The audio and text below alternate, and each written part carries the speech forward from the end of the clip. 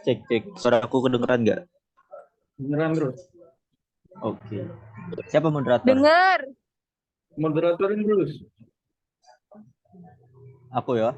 Hmm. Wes. Bismillahirrahmanirrahim. Assalamualaikum warahmatullahi wabarakatuh. Selamat malam. Waalaikumsalam warahmatullahi wabarakatuh. Selamat malam Bapak dosen dan selamat malam teman-teman. Alhamdulillahirobbilalamin. Di sini kami sebagai dari kelompok 5 ingin mempresentasikan hasil karya presentasi kita yang mana berjudul Perselisihan dan Penyelesaian Sengketa, yang dimana terdiri dari beberapa kelompok, terdiri dari beberapa orang, yang dimana ada Saudara Muhammad Alif Al-Fatir, Vito Wiyarta, Spitlana Arina, dan Abdul Haris. Lalu ada Rahma dan ada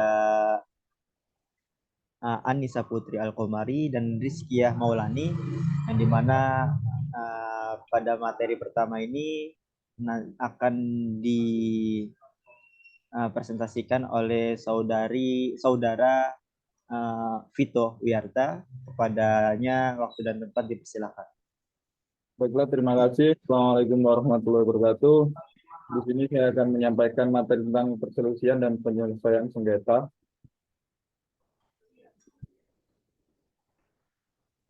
Yaitu dasar pemikiran timbulnya perselisihan dan penyelesaian sengketa. Yang pertama, ketidakjelasan dalam ketentuan kontrak atau pada draft kontraknya. Jika kontrak tidak dirancang dengan jelas dan tidak memuat ketentuan yang spesifik, dapat timbul perbedaan interpretasi antar pihak-pihak yang terlibat. Misalnya, jika kontrak tidak menjelaskan dengan jelas apa yang dianggap sebagai keterlambatan dalam penyelesaian proyek, pihak-pihak dapat memiliki persepsi yang berbeda tentang kapan tenggat waktu dianggap melewati batasnya. Ini contoh tidak jelasan dalam draft kontrak sewa-menyewa. Kemudian yang poin kedua ada perubahan lingkungan atau situasi. Selama pelaksanaan kontrak, terkadang terjadi perubahan lingkungan atau situasi yang tidak terduga.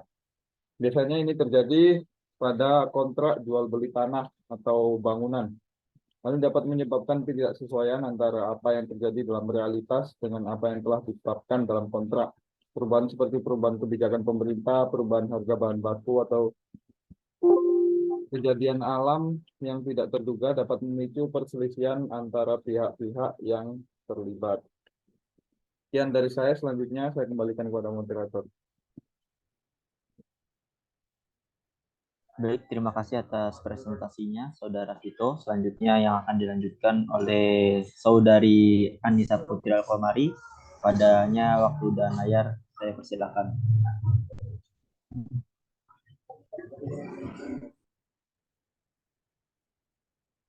Baik, terima kasih kepada moderator yang telah mempersilahkan saya untuk melanjutkan untuk menjelaskan materi selanjutnya, yaitu tentang dasar pemikiran timbulnya perselisihan dan penyelesaian sengketa. Nah, saya melanjutkan dari pemateri sebelumnya, yaitu nomor 3, yaitu ketidakpatuhan terhadap kontrak. Nah, perselisihan dapat timbul jika salah satu pihak itu tidak mematuhi ketentuan yang telah disepakati dalam kontrak. Misal, salah satu pihak mungkin tidak memenuhi kewajiban pembayaran atau tidak memenuhi standar kualitas yang diharapkan. Nah, ketidakpatuhan ini juga dapat memicu perselisihan serta mengganggu hubungan antara pihak yang satu dengan pihak yang lain. Kemudian yang nomor 4 adalah resiko terjadinya perselisihan kedua belah pihak di masa depan itu harus diatur dengan klausula antisipatif. Baik, sekian dari saya kembalikan kepada moderator. Terima kasih. Baik, terima kasih presentator Saudari Anissa. Selanjutnya akan dilanjut oleh Saudara Abdul Haris. Waktu dan tempat dipersilakan.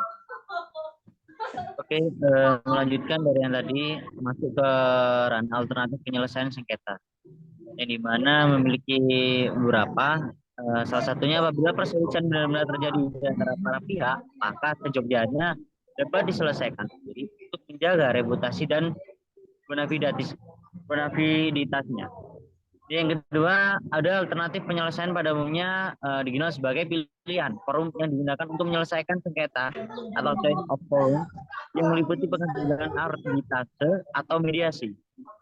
Yang ketiga, juga pada umumnya pilihan tunggal ditegaskan dalam kontrak untuk menghindari pilihan lain yang sebelumnya tidak disepakati. Mungkin itu saja, bisa dilanjutkan dengan presentator berikutnya. Terima kasih. Baik, terima kasih atas presentasinya, Saudara Abdul Haris. Selanjutnya akan disampaikan pada presentator selanjutnya, yaitu pada Saudari Svitlana. Waktu dan tempat dipersilakan. Baik, terima kasih moderator atas waktunya. Selanjutnya saya akan membahas tentang pilihan penyelesaian sengketa. Untuk menyelesaikan sengketa dalam teknik perancangan kontrak, beberapa metode penyelesaian sengketa yang umum digunakan antara lain yang pertama yakni negosiasi. Pihak-pihak yang terlibat dalam perselisihan dapat mencoba untuk menyelesaikan melalui negosiasi. Dalam negosiasi, pihak-pihak berusaha mencapai kesepakatan yang saling menguntungkan dengan cara berdiskusi dan bernegosiasi secara langsung. Yang kedua ada mediasi. Mediasi melibatkan pihak ketiga yang netral, yakni mediator yang membantu pihak-pihak yang berselisih mencapai kesepakatan. Mediator bertindak sebagai fasilitator untuk memfasilitasi komunikasi, mendorong pemahaman, dan mencari solusi yang dapat diterima oleh semua pihak. Baik, selanjutnya. Terima kasih atas waktunya, Saudari Svitlana. Selanjutnya akan dilanjut oleh Saudara Alif Al-Fatir. Waktu dan tempat dipersilakan. Baik, terima kasih Saudara Fairuz selaku moderator. Selanjutnya saya akan menyampaikan mengenai pilihan penyelesaian sengketa. Yang pertama itu ada arbitrasi. Arbitrasi melibatkan penyelesaian sengketa oleh satu atau beberapa arbitrase independen. Para arbiter ini mendengarkan argumen dari pihak-pihak yang berselisih dan kemudian membuat keputusan yang mengikat. Prosedur arbitrase biasanya ditetapkan dalam kontrak sebelumnya. Yang kedua itu ada litigasi. Jika metode penyelesaian di atas tidak berhasil, pihak-pihak dapat memilih untuk membawa perselisihan ke jalur litigasi. Selanjutnya, yurisdiksi. Pada dasarnya, penentuan yurisdiksi dan pilihan hukum yang berlaku dalam suatu perjanjian tetap didasarkan pada kesepakatan para pihak. Hal ini merupakan penerapan dari asas kebebasan berkontrak atau Pacta sunt servanda yang diatur dalam Kitab Undang-Undang Hukum Perdata atau KUH Perdata. Apabila kita menggunakan hukum Indonesia sebagai choice atau law dalam sebuah perjanjian, tentu saja hal ini akan lebih memudahkan dalam penguasaan dan penerapan hukum, termasuk untuk mencari ahli hukum Indonesia yang memiliki kompetensi di bidangnya. Baik, selanjutnya masih dalam yurisdiksi. Namun, jika hukum asing yang dipakai, terlebih lagi jika dari negara yang berbeda sistem hukumnya, contohnya sistem hukum Singapura yang menganut sistem common law, maka kita membutuhkan ahli hukum asing untuk dapat menjelaskan bagaimana penerapan hukum asing dalam perjanjian.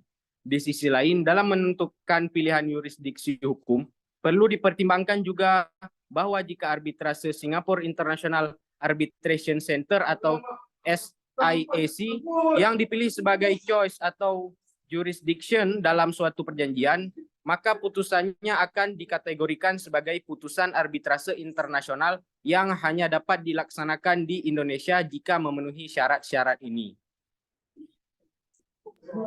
Oke, baik, terima kasih presentator Saudara Alif Al-Fatir. Selanjutnya akan dilanjutkan oleh Saudari Rizkia. Waktu dan tempat dipersilakan.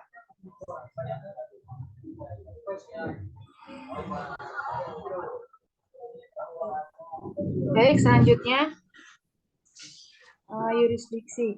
Yang pertama, adanya perjanjian bilateral maupun multilateral mengenai pengakuan dan pelaksanaan putusan arbitrase internasional antara Indonesia dengan negara tempat putusan arbitrase dijatuhkan. Yang kedua, putusan arbitrase tersebut termasuk dalam ruang lingkup hukum perdagangan menurut hukum Indonesia. Yang ketiga, tidak boleh bertentangan dengan ketertiban umum. Yang keempat, telah memperoleh eksekuatur dari Ketua Pengadilan Negeri Jakarta Pusat. Yang kelima, putusan arbitrase internasional yang menyangkut Indonesia sebagai salah satu pihak dalam sengketa hanya dapat dilaksanakan setelah memperoleh eksekuatur dari Mahkamah Agung yang selanjutnya dilimpahkan kepada Pengadilan Negeri Jakarta Pusat.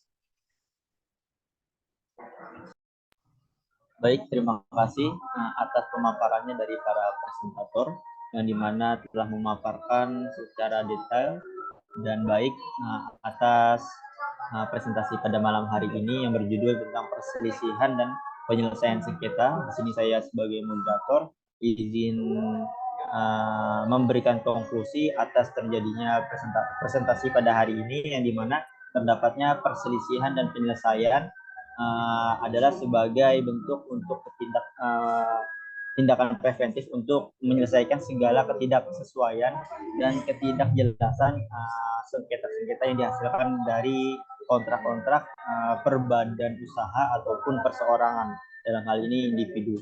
Mungkin itu saja konklusi yang bisa saya sampaikan. Terima kasih atas presentator yang telah menyampaikan presentasinya secara baik. Dari kami kelompok 5, mohon maaf apabila ada kesalahan kata, mohon dibukakan pintu maaf yang seluas-luasnya. Kami pamit undur diri. Assalamualaikum warahmatullahi wabarakatuh. Waalaikumsalam warahmatullahi wabarakatuh.